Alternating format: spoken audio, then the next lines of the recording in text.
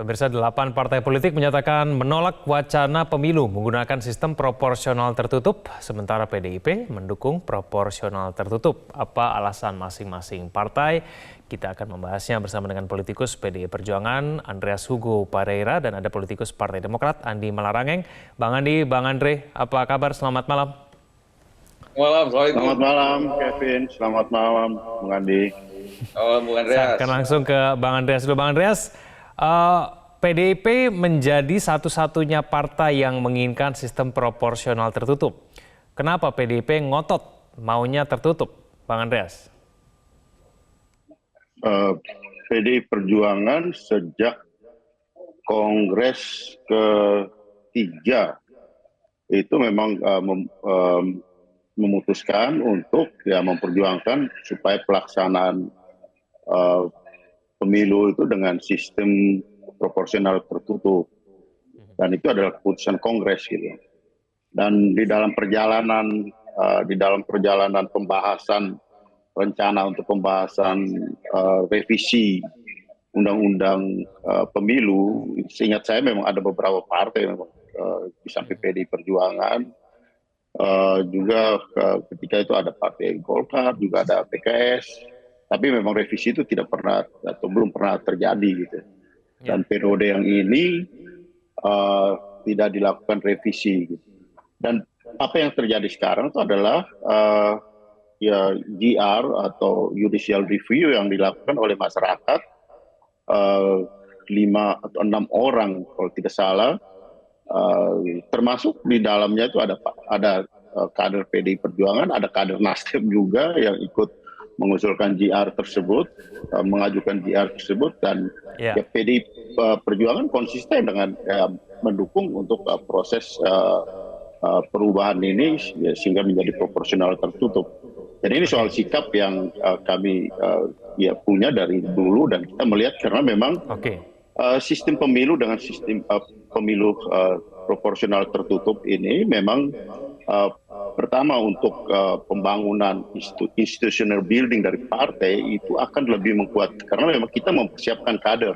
Proses kaderisasi di PDI Perjuangan itu sudah kami lakukan dengan baik, sehingga kader-kader yang menjadi anggota DPR itu adalah representasi rakyat melalui partai yang diusung oleh partai gitu. Bahwa sistem terbuka maupun tertutup itu mempunyai aspek, pasti ada kelebihan dan kekurangannya.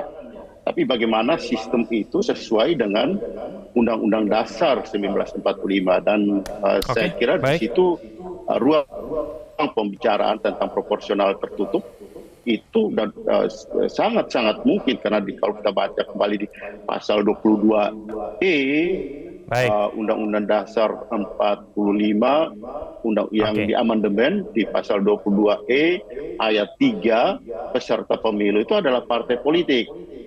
Sementara di ayat 4 peserta pemilu untuk DPD itu adalah perseorangan, sehingga ruang itu memang ada di dalam Undang-Undang Dasar, sehingga proses yang akan terjadi di MK akan menguji kembali usulan tersebut sesuai dengan Undang-Undang Dasar, dan apakah kemudian pasti melihat pada aspek itu gitu. Itu sebenarnya kalau dipikir-pikir sistem terbuka ini juga banyak kelemahan, tetapi solusinya bukan mundur ke belakang ke proporsional tertutup. Kalau itu mundur ke beli kucing dalam karung. Bayangkan kalau misalnya kita hanya memilih tanda gambar saja, tidak ada lagi memilih siapa calon yang kita mau pilih. Rakyat kehilangan haknya untuk memilih calon-calon wakil rakyat yang akan duduk di parlemen. Lalu kalau sudah begitu, maka yang menentukan hanyalah pimpinan partai. Maka oligarki partai akan menjadi-jadi. Dan kemudian rakyat, pokoknya terserah pimpinan partai aja. Ini sama saja dengan menyelesaikan masalah dengan masalah lebih besar lagi. Kalau Anda tidak puas dengan proporsional terbuka, mari maju ke arah sistem campuran proporsional dengan distrik. Mau lebih maju lagi sistem distrik murni, lebih maju lagi sistem preferensial, seperti di Australia. Ini kalau kita lihat dalam konteks democratic accountability. Jadi dalam demokrasi itu yang salah satu poinnya yang paling penting adalah akuntabilitas dari wakil-wakil rakyat terhadap rakyat yang diwakilinya. Kalau kemudian itu sistem proporsional tertutup, siapa yang dapat nomor urut 1 tergantung dari pimpinan partai. Karena itu orang tidak kenal dengan siapa yang menjadi wakil rakyatnya, wakil rakyat tidak kenal dengan siapa yang mewakilinya. Dan karena itu maka akuntabilitas wakil rakyat terhadap rakyatnya itu hampir nol. Itulah sebabnya kalau ketika 2008 kita beralih dari proporsional tertutup ke proporsional terbuka, itu adalah kemajuan. Nah, kalau sekarang kembali lagi ke proporsional tertutup, wah itu jelas kemunduran demokrasi. Nah, Bang Andreas, mau dijawab Bang Andreas. Ini kemunduran buat demokrasi kalau kembali ke tertutup. Ya, Bang Andi ini kan akademisi kan. Kita bukan bicara soal perbandingan sistem politik gitu. Tapi kita bicara di dalam hal ini apakah suatu undang-undang yang dilaksanakan itu sesuai dengan undang-undang dasar atau tidak gitu. Dan itu kita kembali pada undang-undang dasar, dan undang-undang dasar itu adalah produk dari para lawmaker di bangsa ini gitu, ketika mereka membuat undang-undang dasar tersebut gitu. Dan tugasnya Mahkamah Konstitusi adalah menguji undang-undang terhadap undang-undang dasar gitu, bukan melakukan perbandingan politik, sistem pemilu atau Bang Andreas, tapi bagaimana kemudian bisa menjawab bahwa orang-orang yang dipilih oleh masyarakat itu nantinya akan menjadi tidak dikenal begitu oleh masyarakat. Jadi nanti semuanya terserah partai politik saja yang memilih. Bisakah kemudian dengan sistem tertutup melahirkan caleg-caleg yang betul-betul dikenal oleh masyarakatnya begitu? Ya, kita ini kan pernah melaksanakan itu, dan kan di dalam sistem proporsional tertutup calon yang diusulkan oleh partai itu diperkenalkan ke masyarakat. Tapi kan kita tahu kan dulu kan ditempel di TPS itu siapa calegnya, dan itu diperkenalkan. Dan ya partai yang mempunyai tradisi yang kuat dengan kaderisasi tentu mengusulkan kader yang dikenal oleh masyarakat di tempatnya, dan itu adalah orang-orang yang punya. Dan PDI Perjuangan sebenarnya kita tidak punya masalah mau tertutup mau terbuka, ya kita siap melaksanakan perintah daripada konstitusi gitu. Nah, masalah di sini kan bukan soal kita berdebat soal wacana publik. MK itu menguji undang-undang terhadap undang-undang dasar, bukan menguji terhadap wacana publik gitu. Nah, itu persoalannya, Bung Kevin. Kalau soal itu argumentasinya, Bung Andreas, adalah gimana, Bang Andi? Kalau ketika sekarang ini kita bicara sekarang ini, kalau soal kesesuaian dengan undang-undang dasar, ketika kita bicara sekarang ini, keputusan yang ada atau aturan yang ada sesuai dengan keputusan Mahkamah Konstitusi tahun 2008, yaitu bahwa proporsional tertutup itu ya melanggar undang-undang dasar, tidak sesuai dengan undang-undang dasar. Yang sesuai adalah proporsional terbuka. Dulu tuh proporsional tertutup dengan ada 30% dari bilangan pembagi pemilu sebagai persyaratan. Itu seingat saya itu sebagai itu yang membuat kemudian MK memutuskan untuk melakukan proporsional terbuka. Itu alasan seingat saya waktu itu. Dan itu yang konstitusional yang menurut Mahkamah Konstitusi. Jadi tidak ada urusan konstitusionalitas. Sebenarnya ada judicial review di Mahkamah Konstitusi. Kalau kita lihat tapi mari kita bicara tentang mana yang terbaik bagi bangsa ini.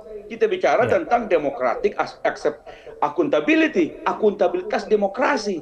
Itulah kunci dari demokrasi. Ketika wakil-wakil rakyat harus bertanggung jawab juga kepada rakyatnya, jangan hanya kepada pimpinan-pimpinan partai. Bayangin kalau pakai nanti yang ada cuma nomor urut 1 aja. Pimpinan partai yang menentukan nomor urut peci atau nomor urut sepatu. Kalau nggak dekat-dekat dengan pimpinan partai, wah bisa dapat nomor sepatu nanti. Kan bahaya itu. Mau dijawab Bang Andreas? Interpretasinya Bung Andi gitu, yang khawatir karena partainya meragukan kepercayaan rakyat terhadap partai. Kalau kami sih yakin kepercayaan rakyat terhadap partai, terhadap kader-kader partai itu sangat kuat, sehingga kita tidak pernah khawatir soal itu. Sehingga kami melakukan proses kaderisasi soal itu, soal bagaimana mempersiapkan kader-kader partai, dan bahwa soal pilihan terbuka dan tertutup itu nanti diuji di MK gitu. Kalau saya Bang Andre, pada sikap apa tadi yang saya katakan. Saya ingin tanya dulu Bang Andre. Baca pasal 22 ayat 3 dan ayat 4. Itu soal sistem pemilu, tuh Undang-Undang Dasar amandemen ketiga gitu. Di mana di situ peserta pemilu, di ayat ketiga, peserta pemilihan umum DPR dan DPRD itu adalah partai politik. Itu kolektif ya. Jadi kalau pesertanya partai politik, tentu yang bertarung di situ adalah partai politik gitu. Nah, di ayat keempat, pemilu Dewan Perwakilan Daerah, peserta pemilu Dewan Perwakilan Daerah itu adalah perseorangan. Jadi memang ada ruang perseorangan kepada Dewan Perwakilan Daerah dan ruang kolektif partai, di mana partai politik itu di ayat ketiga gitu.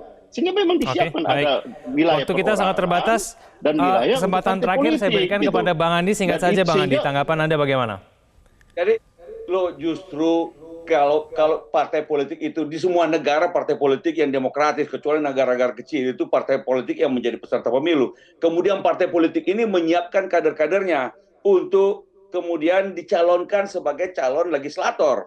Nah, kemudian rakyatlah yang memilih calon kader-kader itu. Nah, kalau Anda kemudian menghilangkan hak rakyat untuk menghilangkan calon wakil rakyat, terus rakyat tetap punya hak untuk memilih. Berlebih-lebihan Kan kalau mengatakan rakyat menghilangkan hak rakyat. Ya sekarang terus rakyat tidak lagi sistem perwakilan